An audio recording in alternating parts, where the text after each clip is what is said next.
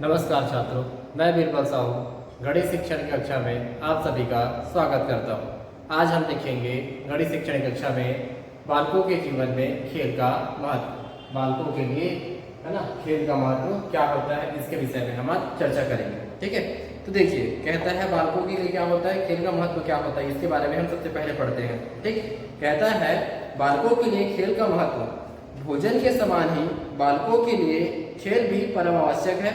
बिना खेल के उनका जीवन निरस तथा सारहीन हो जाएगा। भाटिया के अनुसार खेल की पद्धति, यह खेल की पद्धति है जिससे स्वतंत्र शासन में अपने कर्तव्यों उत्तरदायित्वों को जानने से शिक्षालय में सामाजिकता एवं नागरिकता की शिक्षा मिलती है। आरंभ में बालक कुछ खेल के द्वारा ही सीखते हैं। उसके शारीरिक और मानसिक विकास में खेल का अपनी भूमिका होती है।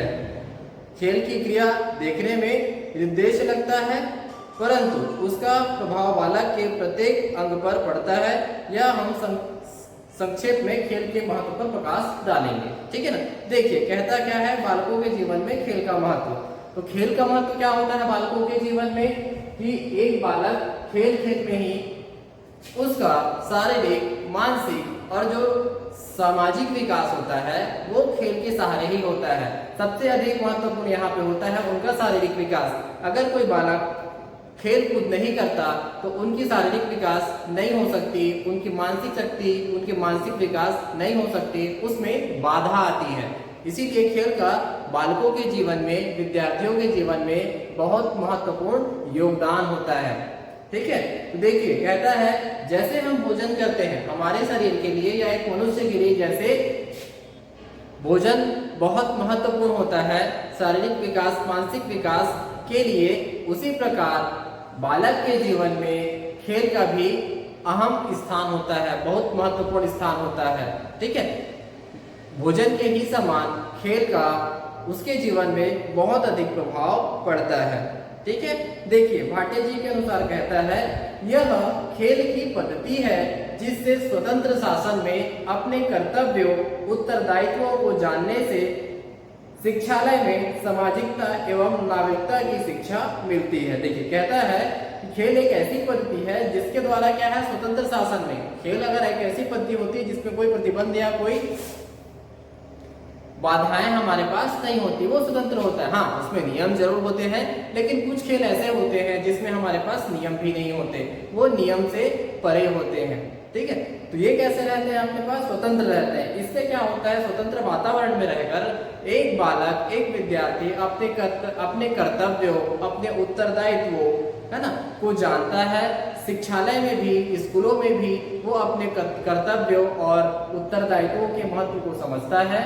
उसी के हिसाब से है ना, उसी के अनुसार वो सामाजिकता और नागरिकता की शिक्षा का भी अध्ययन करता है। मतलब एक खेल के सहारे एक बालक के अंदर नागरिकता, सामाजिकता, इन दोनों गुणों का भी विकास होता है। उनका शारीरिक विकास तो होता है, किंतु वो समाज में होने वाले परिवर्तन और समाज में होने वाले व्यवहार को भी समझता है और नागरिकताओं को भी समझता है। ठीक है, देखिए हमेशा क्या होता है, देखने पे हमको लगता है कि खेल का उद्देश्य क्या है, किस प्रकार इसका उद्देश्य है, कोई उद्देश्य हमको नजर नहीं आता, निरुद्देश्य लगता है, वो उद्देश्यहीन लगता है कि इसमें कोई उद्देश्य नहीं है, बालक खेले जा रहे हैं, कुछ भी खेल रहे हैं, लेकिन उसमें एक उद्देश्य होता है। उससे बालकों का शारीरिक विकास सबसे महत्वपूर्ण है और उसके बाद होता है उनका मानसिक विकास भी होता है। ये दोनों चीजें खेल से जुड़ी हुई होती हैं। ठीक है, तो देखिए चलिए आइए देखते हैं इसमें हम कि कौन कौन से महत्व होते हैं बालकों के लिए, खेल के लिए। तो पहला कहता है आपके पास, देखिए पहला आपके पास रहेगा वो कहता है शारीरिक महत्व। ठीक है, शारीरिक महत्व।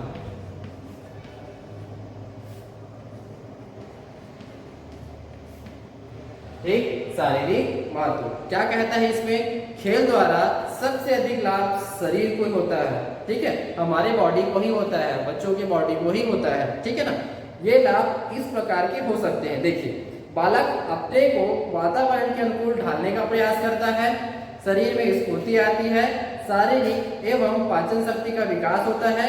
शरीर का रक्त परिभ्रमण ठीक प्रकार से होता है। मांसपेशियां दृढ़ होती हैं।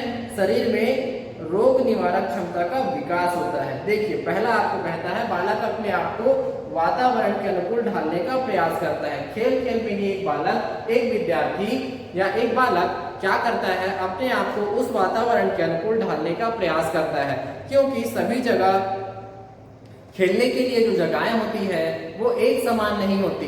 कहीं पे हमको ये खेल के लिए मैदान मिलती है, कहीं हमको गलियां मिलती है, कहीं सिर्फ घर ही हो जाती है या कहीं पे घर का आंगन ही होता है। तो उसके अनुसार बालक क्या करता है, वो अपने आप को उस वातावरण के अनुकूल ढालने का प्रयास करता है। दूसरा आप कह सकते हैं शरीर में स्फूर्ति आती है। देखिए, जो बालक खेल में अधिक ध्यान देता है या बहुत अधिक खेल खेलता है, वो क्या होता है, हमेशा वो स्वस्थ रहता है, स्फूर्ति रहती है, उसमें आलस्य नहीं होता, क्योंकि उसकी सभी मांसपेशियां और जो शरीर की जो मांसपेशियां होती है वो हमेशा क्या होती है, क्रियाशील होती है। उससे उनके शरीर में हमेशा क्या रहती है, स्फूर्ति रहती है, वो कम बीमार पड़ते हैं। ठीक है, आगे कह सकते हैं इसमें शारीरिक और पाचन शक्ति का विकास। देखिए, जब छोटे बच्चे होते हैं तो छोटे छोटे 1.5 साल 2 साल या 3 साल के जो बच्चे जो होते हैं उनमें अपने भोजन को पचाने के लिए क्या करते हैं, वो खेल खेलते हैं। अगर एक बालक खाना खाएगा, है ना, खाना खाने के बाद भोजन करने के पश्चात अगर वो खेल ना खेले तो उनके भोजन को पचाने में उनको परेशानी होती है। तो इसी प्रकार क्या होता है कि शरीर की पाचन क्रिया भी क्या होती है, उसमें मजबूत होती है। खेल खेल में जब बालक क्या करता है, भोजन करने के पश्चात जब वो खेल खेलना प्रारंभ करता है तो क्या होता है, इसी खेल के माध्यम से बालकों के शारीरिक का और क्या होता है, उसका जो पाचन शक्ति होती है उसमें शारीरिक विकास तो होता ही है, साथ में उसके पाचन शक्ति का भी क्या होता है, विकास होता है। ठीक है, अगला कहता है शरीर का रक्तचाप परिभ्रमण ठीक रहता है। अब देखिए, खेल से क्या होता है, हम एक बालक की भी तुलना कर सकते हैं और एक सामान्य मनुष्य कहने का मतलब एक वयस्क की तुलना भी हम कर सकते हैं। इससे क्या होता है, खेल खेल में बालक भाग दौड़ करते रहता है ना, भागा दौड़ी चलते रहती है। इससे क्या होता है, जो उनका रक्तचाप होता है, रक्तचाप कहने का मतलब जो ब्लड प्रेशर होता है वो क्या होती है, वो क्रियाशील रहती है, वो चलती रहती है बराबर, जिससे क्या होती है, जिससे क्या होता है, रक्त का संचार हमारे पूरे शरीर में बराबर बने रहता है। ठीक है, देखिए, आप लोग बहुत सारे विद्यार्थियों को देखते हैं, बहुत सारे बालकों को देखते हैं जो खेल कूद में ज्यादा रुचि नहीं लेते। उनको आप देखिएगा, वो अक्सर क्या रहते हैं, किसी भी एक कोने पर बैठे रहते हैं आराम से, और आलस्य ज्यादा रहता है ना, उसमें आलस्यपन ज्यादा रहता है और उनका शारीरिक विकास भी बहुत कम रहता है। कम रहने का मतलब ये है कि वो, कहने का मतलब बिल्कुल वो नीरस रहते हैं, उनमें कोई उत्सुकता नहीं होती किसी भी प्रकार के लिए, वो एकदम नीरस रहते हैं, आलस्य रूप से वो बैठे रह जाते हैं। किंतु जो बालक खेल खेलता है ना, किसी प्रकार का खेल अगर खेलता है, उसको देखना, उसमें अलग से एक स्फूर्ति रहती है, एक उसमें एक अलग से क्या रहती है, उसकी चमक रहती है। ठीक है, आगे फिर कहता है, देखिए, शरीर में रोग निरोधक क्षमता का विकास होता है ना।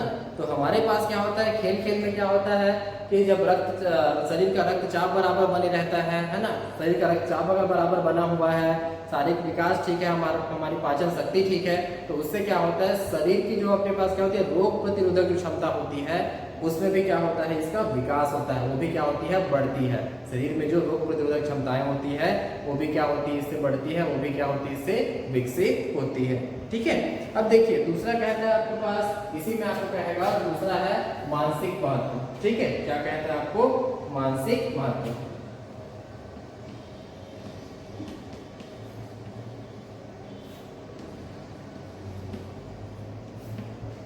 ठीक है, तो मानसिक महत्व में क्या कहता है, देखिए, खेल से मानसिक लाभ इस प्रकार होता है कि स्मृति, कल्पना तथा प्रत्यक्षीकरण आदि मानसिक क्रियाओं का विकास उचित प्रकार से होता है। देखिए, इससे क्या होता है कि बालकों में जो स्मृति क्षमता होती है ना, जो मेमोरी पावर होता है, वो भी क्या होती है आपके पास, उसमें उसका विकास होता है, वो भी क्या होती है, यहाँ पे बढ़ती है। और साथ में क्या हो सकता है, प्रत्यक्ष जो देखते हैं क्रियाओं में, जो खेल खेलते हैं, खेल खेल में जो क्रियाएं होती हैं वो प्रत्यक्ष दिखते हैं, उससे भी क्या होता है, उनको सीखने को मिलता है और उनके मानसिक शक्ति का भी क्या होता है, इसके माध्यम से विकास होता है। ठीक है, आगे कहता है, और क्या कह सकता है आगे, दूसरा कहता है परस्पर सहयोग, सद्भावना एवं प्रेम का संचार होता है। अब देखिए, मानसिक शक्ति क्या रहती है, इसमें दिया हुआ थोड़ा सा डिफरेंट है, कहता है पारस्परिक सहयोग, सद्भावना एवं प्रेम का संचार होता है। खेल खेल में मनुष्य क्या करता है या बालक क्या करता है, अपने अन्य मित्रों से मिलता है या आस पड़ोस के लोगों से मिलता है। उससे क्या है, उनको जो व्यवहार करते हैं उससे कुछ अच्छे व्यवहार भी सीखते हैं, कुछ बुरे व्यवहार भी सीखते हैं। सारे व्यवहार को क्या करते हैं, अपने अंदर क्या करते हैं, वो लेकर आते हैं। तो इससे क्या होता है, कुछ बालक ऐसे होते हैं जो ये सीखते हैं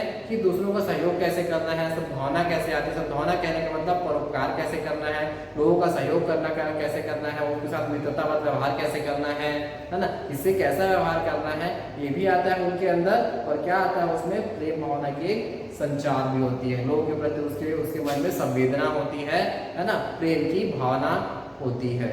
ठीक है, अब देखिए परिभाषा भी दी गई है। क्या कहता है, खेल की विभिन्न विद्वानों के निम्नानुसार परिभाषा दी गई है। खेल की कुछ परिभाषाएं दी गई है, ठीक है ना।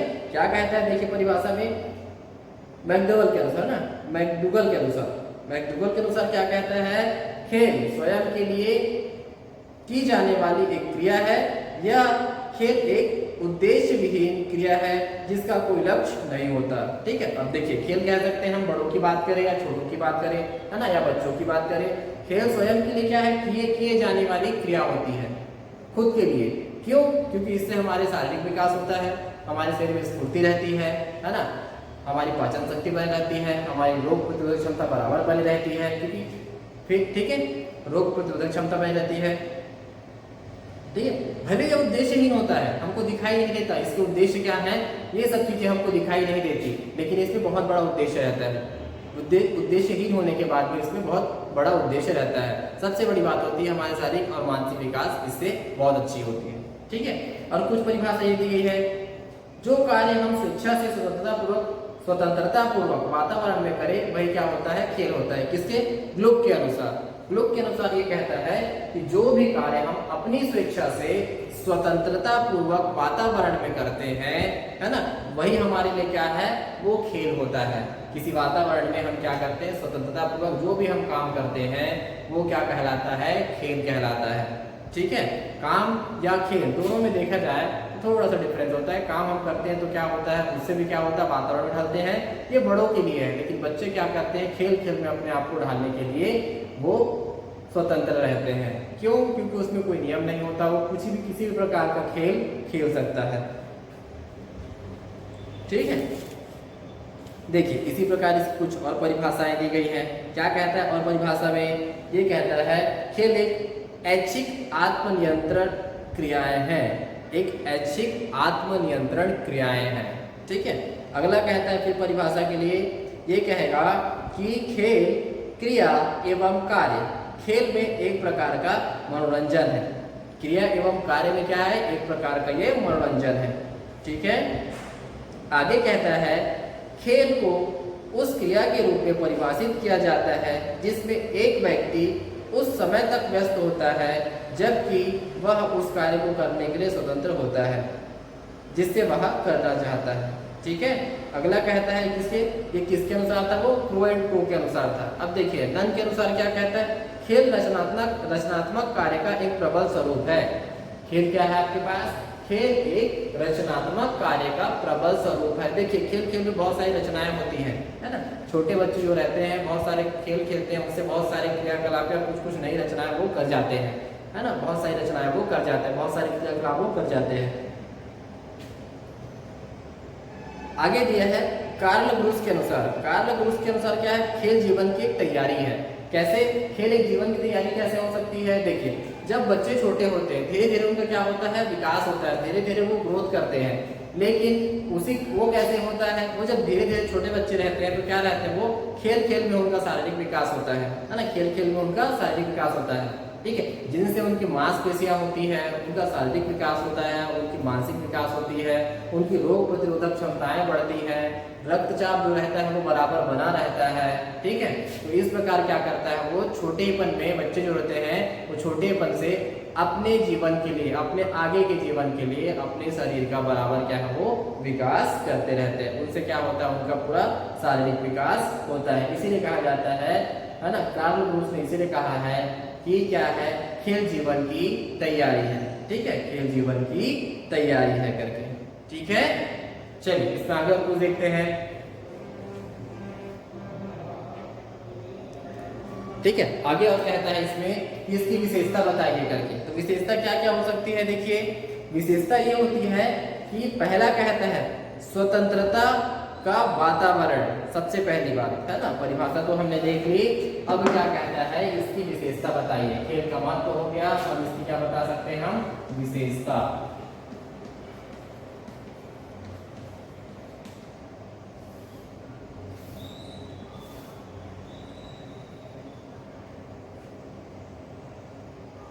फर्स्ट कहता है आपको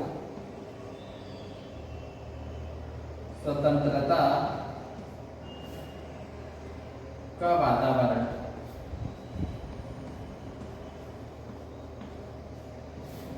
ठीक है, दूसरा आपको कहता है मनोवैज्ञानिक।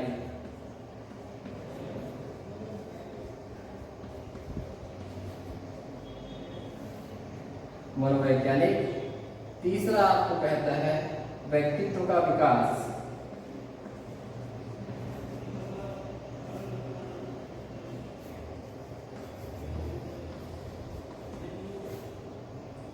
चौथा आपको कहता है सर्वांगीण विकास।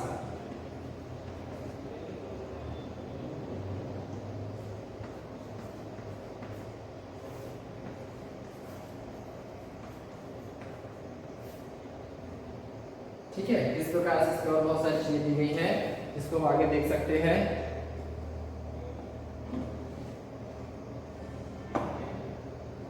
ठीक है, तो देखिए पहला कहता है विशेषता में स्वतंत्रता का वातावरण। तो कहता है बालक खेल में सम्मिलित तो होता है ना, बालक खेल में सम्मिलित होता है तो स्वतंत्रता पूर्ण है ना, स्वतंत्र पूर्ण खुले हृदय एवं मानसिक से भाग लेता है। उस क्रिया की उसकी सक्रियता बनी रहती है, सॉरी है ना। स्वतंत्रता का वातावरण, बालक में खेल सम्मिलित होता है तो स्वतंत्र पूर्ण खुले हृदय एवं मानसिक शक्ति से भाग लेता है। ठीक है, बालक क्या होता है जब खेल में सम्मिलित होता है तो क्या करता है, वो अपने पास जो इसकी स्वतंत्रता की बात कहती है, जब कोई बालक किसी खेल में सम्मिलित होता है तो क्या होता है, वो स्वतंत्र रहता है उस खेल में शामिल होना है कि नहीं होना है। अगर उस खेल में शामिल हो जाता है तो क्या रहेगा, उसका हृदय और मस्तिष्क दोनों क्या है, एक साथ काम करता है। हृदय और मस्तिष्क क्या करेगा, दोनों एक साथ काम करता है। उससे क्या होती है, उसकी सक्रियता उस खेल में बनी रहती है। ठीक है, इसीलिए कहा जाता है स्वतंत्रता का वातावरण। किसी भी खेल को चुनने के लिए सभी बालक स्वतंत्र है, अपने लिए वो सभी बालक क्या रहते हैं, स्वतंत्र रहते हैं। दूसरा कहता है मनोविज्ञान। यह विधि मनोवैज्ञानिक है क्योंकि बालक की आयु स्तर, रुचि एवं बुद्धि स्तर को ध्यान में रखकर प्रयोग की जाती है। देखो क्या होता है, जब भी हम क्या करते हैं, मनोवैज्ञानिक इसलिए कहा जाता है क्योंकि कोई भी खेल का स्तर क्या होता है, वो बालक की आयु के हिसाब से निर्भर करता है। अगर आप कहें कि एक 1.5 साल के बच्चे को आप क्रिकेट खिला सकते हैं, ये संभव है क्या, नहीं। वो कहाँ क्रिकेट खेल सकता है, वो नहीं खेल सकता। वो सिर्फ क्या होता है, घुटनों के बल या आसपास चीजों को पकड़ना सीख सकता है, वही उसका खेल होता है। लेकिन वहीं आप कहेंगे कि 4 साल या 5 साल के बालक को आप कहें कि इसको क्रिकेट खिलाना है, तो बच्चा क्रिकेट खेल सकता है, जरूर खेल सकता है, क्योंकि वो उस लायक है, उस बातों को समझ सकता है। तो इसीलिए क्या होता है, जब भी खेल का चयन किया जाता है तो उसमें मनोविज्ञान का बहुत बड़ा महत्व होता है, क्योंकि ये सभी आयु वर्ग के बच्चों के लिए अलग अलग होता है। ठीक है, उनके स्तर के अनुसार, उनके आयु स्तर के अनुसार, उनकी रुचि के अनुसार, है ना, उनकी बुद्धि के अनुसार, ये सब में क्या होता है, इन सब का ध्यान रखा जाता है। इसीलिए मनोविज्ञान कहता है कि जब भी कोई बालक खेल का चयन करता है तो उसमें सबसे पहले उसके आयु का स्तर, उसके बुद्धि का स्तर और उसकी रुचि का स्तर भी क्या होता है, निर्भर करता है ना। इससे क्या हो जाएगा, वो आत्म प्रेरणा से बालक खेलता है, मतलब अपनी आत्मा की प्रेरणा से वो खेलता है। आत्म प्रेरणा मतलब खुद की आत्मा की प्रेरणा से वो खेलता है। ठीक है, अगर देखिए, अगर छोटा सा ही बालक है, अगर आप 2 साल का ही बालक है, अगर किसी चीज को आप उसे करने का है, अगर उसको नहीं करना है तो वो नहीं करेगा, या तो वो रोएगा या चिल्लाएगा, लेकिन उस काम को वो नहीं करेगा। वो वही करता है जो उसकी इच्छा होती है, जो उसकी रुचि होती है, उसी काम को वो अच्छे से करेगा, चाहे वो खेल का हो या कुछ और काम को भी करता रहे, वो अपनी इच्छा से ही करता है। इसीलिए कहा जाता है मनोविज्ञान में कि इसमें आयु स्तर भी निर्भर करती है, बुद्धि का स्तर भी निर्भर करता है और उनकी रुचि भी निर्भर करती है, उनकी इच्छा शक्ति भी निर्भर करती है। ठीक है, देखिए आगे कहता है यहाँ पे व्यक्ति का विकास। इसमें क्या दिया है, इसमें छात्र के मानसिक, शारीरिक एवं सामाजिक शक्तियों का विकास होता है। जो व्यक्ति का विकास होता है ये सामान्य है ना। इससे शरीर क्या होता है, इससे उनका शारीरिक है, मानसिक है एवं उसके सामाजिक विकास संभव होता है। ठीक है, आगे कहता है इसमें सर्वांगीण विकास। अब देखिए इसमें क्या होता है, इसका चतुर्मुखी विकास होता है। चतुर्मुखी कहने का मतलब क्या हो जाएगा, देखिए आपके पास शारीरिक विकास के साथ क्या होता है, इसका बौद्धिक स्तर भी होता है ना। शारीरिक विकास तो होता है लेकिन साथ में क्या करता है, वो सारी चीजों का भी क्या होता है, उसमें विकास होता है। शरीर के साथ मानसिक विकास होता है ना, उसका सामाजिक विकास होता है, नागरिकता का विकास होता है, मतलब आसपास नागरिकों को समझने का वो काम करता है, समाज में चल क्या रहा है इनको समझने का काम करता है। ठीक है, इन चीजों में सब उसका ध्यान रहता है। ठीक, उसके बाद क्या होता है, वो अपने बुद्धि स्तर को भी बढ़ाता है। चीजों को देखकर सोचने समझने की जो क्षमता भी इसमें विकसित होती है, इसीलिए कहते हैं उनका सर्वांगीण विकास। आगे कहता है, देखिए मैंने कितना बताया आपको, 4। पांचवा आपको कहता है कि सहयोग एवं प्रेम का वातावरण। सहयोग एवं क्या कहता है, प्रेम का वातावरण। तो कहिए, देखिए यहाँ पे खेल के मैदान में गणित सीखने के साथ साथ पारस्परिक सहयोग एवं सद्भावना एवं प्रेम का संचार होता है। देखिए आप क्या कर सकते हैं, खेल का अगर एक मैदान है, अगर खेल के कई प्रकार होते हैं, एक इंडोर गेम होता है, एक आउटडोर गेम होता है। तो आउटडोर गेम में क्या हो सकता है, जैसे क्रिकेट है आपके पास, बॉलिंग फुटबॉल है, तो ये क्या होता है, एक टीम गेम होता है ना। ये क्या होता है, आपके पास टीम गेम होता है। तो यहाँ पे क्या होता है, एक सहयोग की भावना भी हमको देखने को मिलती है। फुटबॉल हो गया, हॉकी हो गया, क्रिकेट हो गया, क्योंकि एक टीम क्या करती है, अपने पूरे टीम के साथ मिलकर वर्क करती है, मेहनत करती है उस मैच को जीतने के लिए। ठीक है, ये सामान्य समझने की बात है। तो इसीलिए कहते हैं कि यहाँ पे वो सहयोग की भावना भी उसके अंदर विकसित होती है, प्रेम की भावना उसके अंदर विकसित होती है। खेल के माध्यम से क्या होता है कि बालक जल्द ही क्या करता है, अपना विचार व्यक्त कर सकता है। उसके विचार, उसके सोचने समझने की शक्ति, ये सब क्या होती है, जल्दी परिपक्व होने लगती है। उसके जीवन से क्या होती है, निरस्ता भी समाप्त होती है, परिपक्व होता है। और जो निरस्ता होती है वो भी क्या होती है, उससे, उसके शरीर से क्या, उसके दिमाग से क्या होती है, उसकी भी समाप्ति होती है। क्रियाशीलता, इससे क्या होता है कि बालकों में क्रियाशीलता बनी रहती है, मतलब काम करने की, क्या क्रिया करने की जो शारीरिक शक्ति होती है, मानसिक शक्ति होती है, वो बराबर बनी रहती है। ठीक है, और इससे सबसे ज्यादा होता है आत्मविश्वास की भावना जो आती है। क्या आती है, आत्मविश्वास की भावना। क्योंकि देखिए आत्मविश्वास की भावना कैसे आती है, सेल्फ कॉन्फिडेंस की जो फीलिंग होती है वो कैसे आती है, वो इस प्रकार आती है क्योंकि वो स्वतंत्र होता है अपने खेल के चयन के लिए, है ना, कि वो किस प्रकार के खेल में वो अपनी रुचि दिखाता है, किस प्रकार के खेल वो खेलना चाहता है, वो इसीलिए स्वतंत्र होता है। और उससे क्या होता है, वो आत्मनिर्भर बनता है, उसमें सेल्फ कॉन्फिडेंस आता है, क्योंकि जिस खेल में उसने रुचि दिखाई वो बड़ी इच्छा से खेलता है ना, उसके अंदर क्या रहेगी, उसके लिए उत्सुकता रहती है। ठीक है, तो इस प्रकार से आप कह सकते हैं कि खेल का हमारे जीवन में बहुत ज़्यादा महत्व होता है, बहुत सारी इसकी विशेषता होती है। ठीक है, इसकी विशेषता आपने देख ली। ठीक, तो देखिए अगली कक्षा में हम इसमें देखेंगे खेल विधि पर आधारित पाठ्य योजना। एक पाठ्य योजना के बारे में पढ़ेंगे खेल विधि से आधारित। ठीक है, धन्यवाद।